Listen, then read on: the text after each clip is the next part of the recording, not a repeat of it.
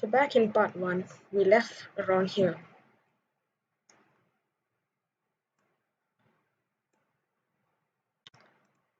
So now, let's go on to the yes to receive over here. So let's set the variable 8024. Then we're going to use 0301 to check.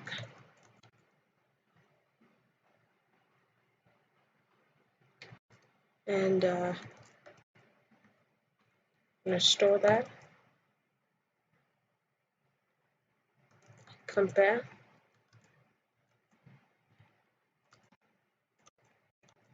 And jump a certain number of bytes. Then the next message, which is no spacing at party, that's number 0, 1, 2, 3, 4, 5, 6, line number 6.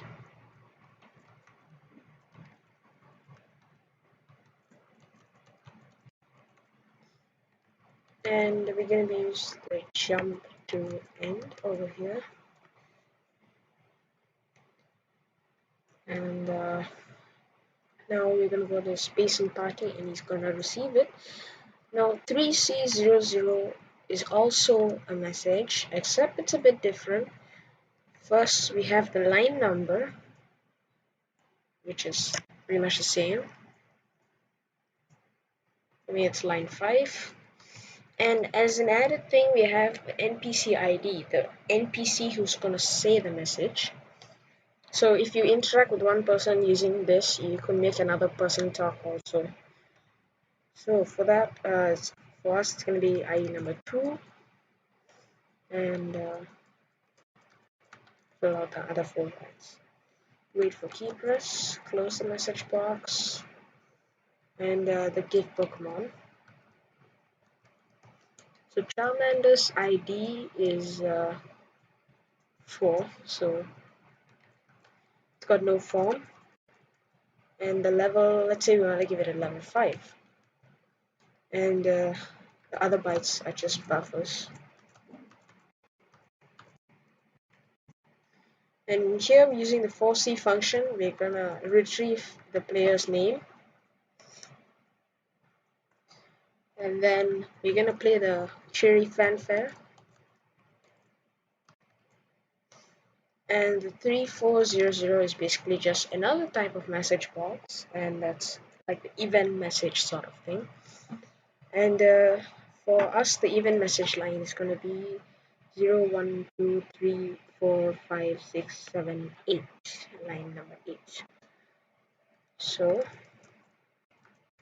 I'm going to wait for the fanfare before we close our message box. And we're going to set the flag that we previously used, and that flag is TA0B. And then we're going to jump certain number of bytes. And if the player says no when he's asked if he wants it, that's going to be line number 0, 1, 2, 3, 4.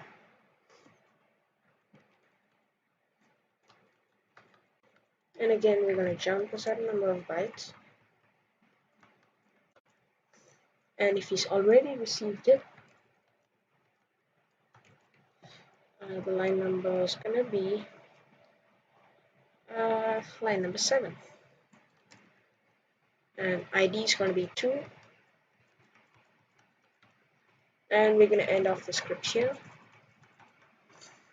And make sure the file is divisible by 4. So we're going to come up here first, delete these 2 extra bytes that were already existing, and let's make it divisible by 4, which it already is. So delete these bytes here, and let's actually just check it again.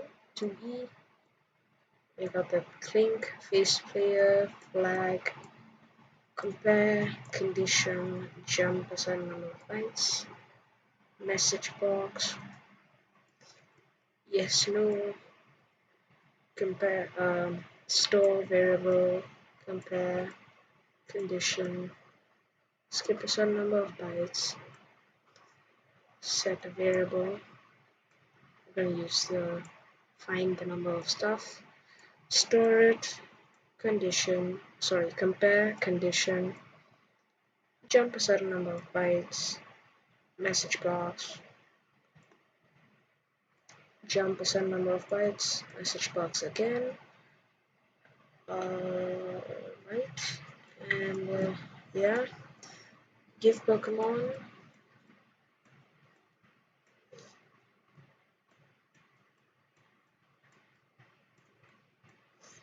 set the place name, fanfare, event message, wait for the fanfare, close the message box, set the flag, jump a certain number of bytes, message box yet again, and jump a certain number of bytes, last message box, and finish off the script. Alright, so now first thing we're going to do is we're going to set right the number of bytes before our script. It's 8A for me. And then we're going to set right the ones over here. So the first one is going to jump to the already received if it's false. And that's the 3C message before the end. And that happens to be 9F bytes. So let's put it over here. The next one is the no to not receive, and it's going to be right before the already received. Oh. Alright, right over here, 6E bytes. Oops. Next one is gonna be if there's space in the party, that's gonna be jumping till here, 10 bytes. And this is, once you see 1E, you know it's a jump to the end, so you can just drag it all the way until your 3F. 5B bytes for me. Then we've got the 1E over here, 1C bytes. This 1E over here is 0C bytes. And yeah, that's about it for the script section also. Can just make sure we have finished writing the drawn arc. Close our pptxt, the Pokemon script, our hex editor of choice, and flags, NPCs. Let's head back into, okay, can close out BWE also. Let's go into ppnfr, and let's replace the scripts file first. 1088. There.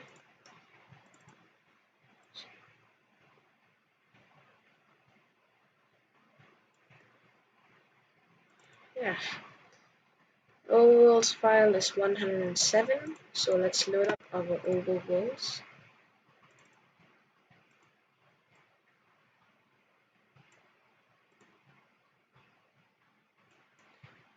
Place it, and we can close our ppnfr, and I've saved in this tile that I am, so I'm going to close out my emulator, and let's go back into Nitro Explorer. I'm going to be loading my test ROM here to replace our text file. There we go. And our scripts.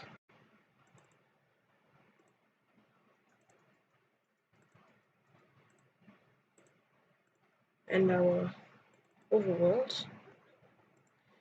And now let's head back into our emulator to see if all of that worked. Let's get through the intro.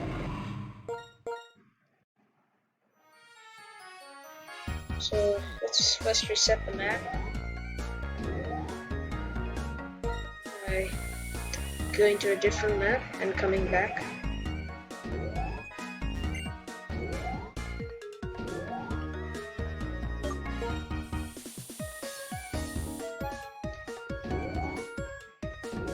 You can see a young boy over here, he's looking around.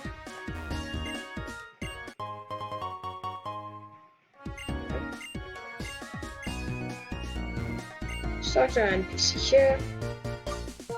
Let's say I tell him, no, I don't want a Charmander. And let's say, yes, I want this Charmander. You get the Charmander.